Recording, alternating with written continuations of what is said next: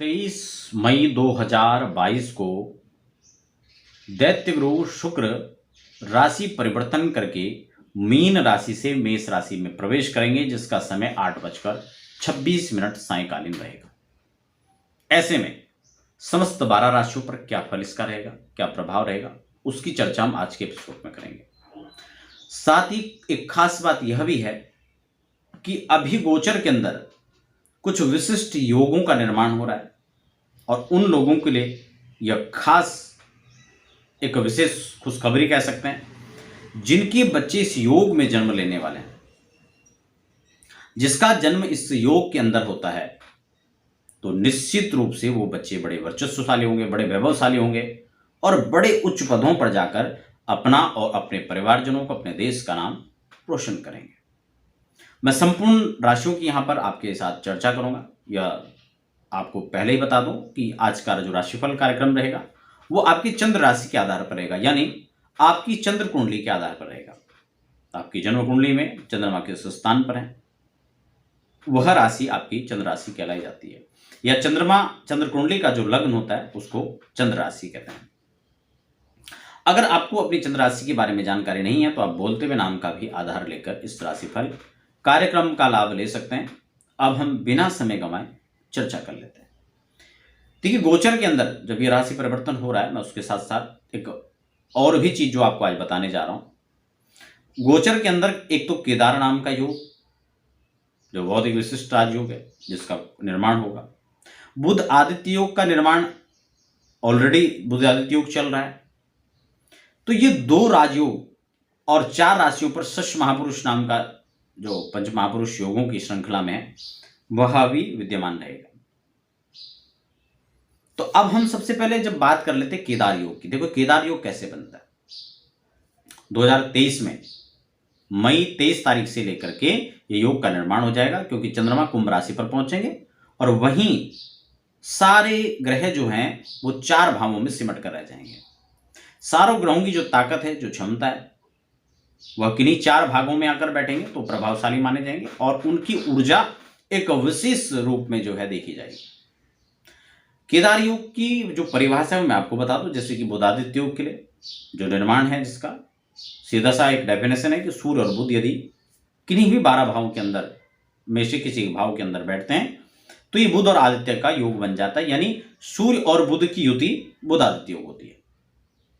वहीं केदार योग की जब हम बात करेंगे तो केदार योग का जो नियम होगा कि कुंडली के किसी भी 12 भाव के में से, जन्म कुंडली के किसी भी 12 भावों में से किन्हीं 4 भावों के अंदर अगर 7 ग्रह, क्योंकि 7 ग्रह में क्यों कह रहा हूं, राहु और केतु को इसमें छोड़ दिया जाता है।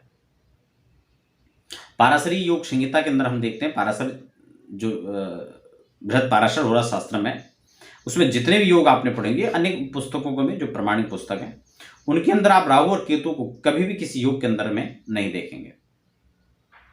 इन दोनों से हटकर इन योगों का निर्माण होता है। तो ऐसे में 7 ग्रह अगर किसी 4 घरों के अंदर आकर बैठ जाते हैं तो केदार योग का निर्माण हो जाता है। एक सीधा सा नियम है।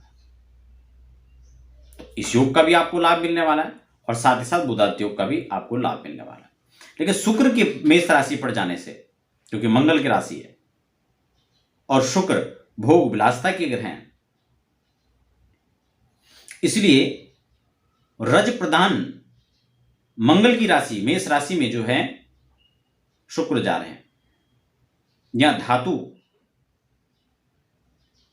यहां इसका संबंध जो है मंगल से हो रहा है और ये कहीं ना कहीं सम्मोहन क्रिया को जन्म देने वाला, विपरीत लिंग के प्रति आकर्षण का संयोग बनाने वाला यह योग होता है। जिसको और सरल रूप में मैं आपको बताऊं तो इस योग के अंदर कहीं ना कहीं जीवन में चारित्रिक दोष आने की संभावनाएं बढ़ जाती है। जो विवाहित हैं उनके जीवन में खासकर अतिरिक्त अवैध प्रेम संबंधों के मामले उजागर होकर मिलते हैं। यह यहां पर एक खास बात है। तो अगर हम अब 12 राशियों पर इसका फल देखें तो किस किस रूप में, खासकर उन लोगों को विशेष लाभ मिलने वाला है जो होटल इंडस्ट्री के अंदर है, फिल्म इंडस्ट्री के अंदर कहीं कार्य कर रहे हैं, कॉस्मेटिक का बिजनेस जिनका है, रेडीमेड गारमेंट्स के जो काम करते हैं, पर्यटन के क्षेत्र से जुड़े हुए हैं, आर्टिस्ट के क्षेत्र में जुड़े हुए हैं, आर्टिफिशियल वर्क करते हैं, सजावट का कोई वर्क है, उन लोगों को विशेष लाभ इस गोचर काल का मिलेगा।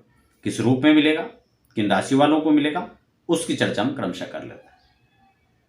देखिए, शुक्र की राशि परिवर्तन करने से मेष राशि के लिए यह आपके स्वयं की राशि और स्वयं के लग्न पर विद्यमान रहेंगे। निश्चित रूप से सप्तम भाव को भी प्रभावित करेंगे, कहीं ना कहीं आकर्षण का यह केंद्र बना रहेगा। दाम्पत्य जीवन में भी जहां सुखद समाचार मिलेंगे, लेकिन वहीं मैंने जैसे कहा कि चारित्रिक दोष, एक्स्ट्रा मैरिटल अफेयर्स के जो संयोग रहेंगे वह भी विद्यमान रहेगा। इसलिए संभावनाओं को जन्म देने से पहले ही हमें उस पर विचार रखना होगा। किसी प्रकार से आपके दाम्पत्य जीवन को कोई खलल ना पहुंचाए, कोई उसमें समस्याएं उत्पन्न ना हो, इस चीज का आपको ध्यान रखना है। धन के मामले में योग आपका अच्छा रहेगा, लेकिन राशिपति द्वादश में जाने के कारण से कई चीजों के लिए यह अच्छा भी नहीं कहा जा सकता है। घटना दुर्घटनाओं जन्य समस्याओं का भी संयोग बना रहेगा, इसलिए सावधानी भी यहां पर रखनी है। और इनका विपरीत परिणाम आपको न मिले, उसके लिए आपको मां भगवती जगदम्बा की उपासना करनी चाहिए। बात वृषभ की करें तो द्वादश में जाकर ये योग बनेगा। खर्च की बाहुलता बहुत रहेगी, इसमें कोई संदेह नहीं है, लेकिन खास अच्छी बात यह कि खर्च भी आप पर होने वाला है, आपके सुख संसाधनों को जुटाने वाला है। और निश्चित सी बात है कि धन होता भी खर्च के लिए, तो इसलिए यहां पर कोई खास चिंता की बात नहीं है। हाँ, ज्यादा अच्छा रहेगा कि आप इन्वेस्ट कहीं करें पैसों को, तो वो भी आपका रिटर्न होगा, अच्छे से आएगा। तो ये वृषभ राशि के लिए यहाँ पर अच्छा समय है। दाम्पत्य जीवन के साथ साथ यहाँ पर कई और भी चीजों के लिए अच्छा माना जाएगा, लेकिन व्यवसाय के लिए बहुत अच्छा है। सस महापुरुष योग का भी निर्माण आपकी इस गोचर काल में रहेगा, तो इसका अच्छा लाभ मिलेगा। भोग विलासता की ओर आपका बढ़ना स्वाभाविक है। मिथुन तृतीय राशि की बात करें तो बड़ों पदों पर जाने की संभावना बन सकती है। एकादश के अंदर यह योग, संयोग बनेगा। धन के आगम के सूत्रों की मजबूती बनेगी।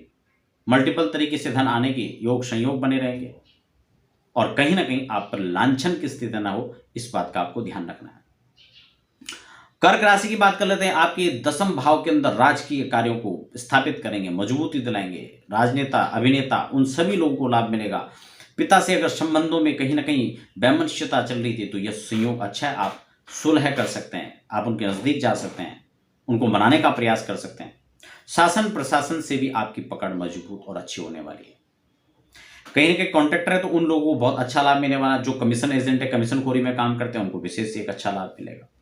पैसे के अच्छे आने के स्रोत यहां पर तैयार हो रहे हैं। सिंह राशि भाग्य का साथ मिलता हुआ नजर आ रहा है। भाग्य स्थान के अंदर यह संयोग बनेगा, शुक्र के साथ में होकर आ रहा है।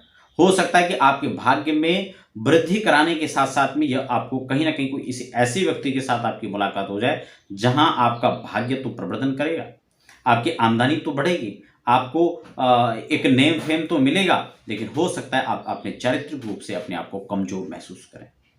इस चीज का आपको ध्यान रखना होगा। कन्या राशि के लिए बात करते हैं, अष्टम के अंदर शुक्र विद्यमान हो जाएंगे। कहीं ना कहीं हो सकता है गुप्त समस्याएं, गुप्त चिंताएं और गुप्त रोगों को जन्म लेने वाला भी यह संयोग बन सकता है, क्योंकि राहु भी यहां पर बैठे हुए हैं। दिग्भ्रांति की स्थिति हो सकती है। तो इस प्रकार के समस्याओं से आपको बचना चाहिए। तुला राशि सप्तम भाव के अंदर विद्यमान रहेंगे। अनमैरिड जो है उनके विवाह के संयोग बनेंगे, और जो मैरिड लाइफ में कहीं ना कहीं जी रहे हैं उनके प्रेम संबंधों में मधुर संबंध यहां पर बनने वाले हैं। कारोबार की दृष्टि से बहुत अच्छा रहेगा। कहीं ना कहीं जो अपना किसी प्रकार से छोटा व्यवसाय है, बड़ा व्यवसाय है, होलसेल रिटेल कुछ भी काम करते हैं, उन लोगों को अच्छा यहाँ पर लाभ मिलने वाला। डेयरी प्रोडक्ट के काम करते हैं, गारमेंट्स का काम है, तो उनके लिए बहुत अच्छा योग रहेगा। वृश्चिक राशि के लिए षष्ठम भाव के अंदर विद्यमान है। कर्ज यहां पर खत्म हो सकता है, शत्रु का दमन होगा, क्योंकि राहु भी यहां पर ऑलरेडी बैठे हैं। तो योग कहीं ना कहीं आपको मजबूत बनाने वाला है और आपको सपोर्ट करने वाला इस गोचर काल रहेगा। धनु के अंदर धनु राशि के लिए पंचम भाव के अंदर बनेगा। शिक्षा में व्यवधान कर सकता है।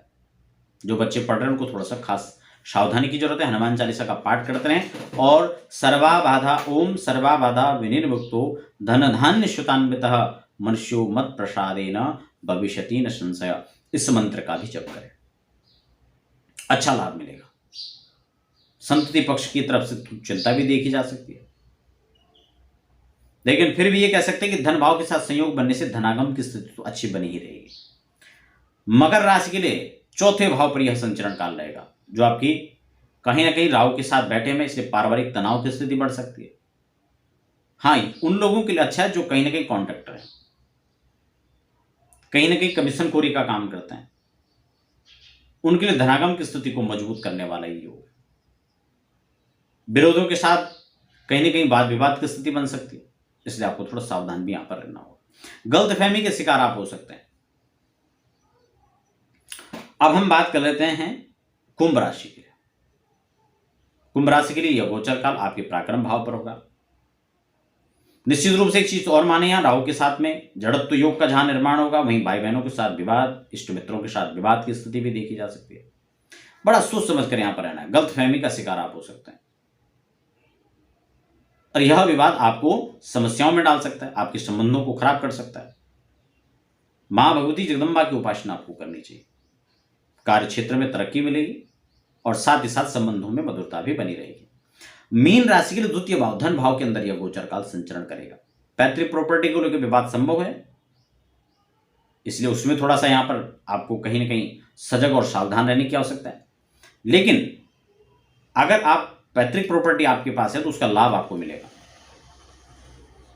कुटुंब के अंदर, पारिवारिक जनों के अंदर गलतफहमी का शिकार हो सकता है, इसलिए संबंधों को मधुर बनाने का प्रयास करें और वाणी पर अंकुश रखें। धन भाव की स्थिति कहीं ना कहीं मजबूत होती हुई नजर आ रही है, क्योंकि अष्टम के अंदर से दृष्टिगत संबंध भी रहेगा, इसलिए पुरानी चीजों में एक रिसर्च की आपकी जो है आदत सी बनी रहेगी, उस पर आपका फोकस बना रहेगा और उससे आपको लाभ मिलता हुआ भी नजर आ रहा है।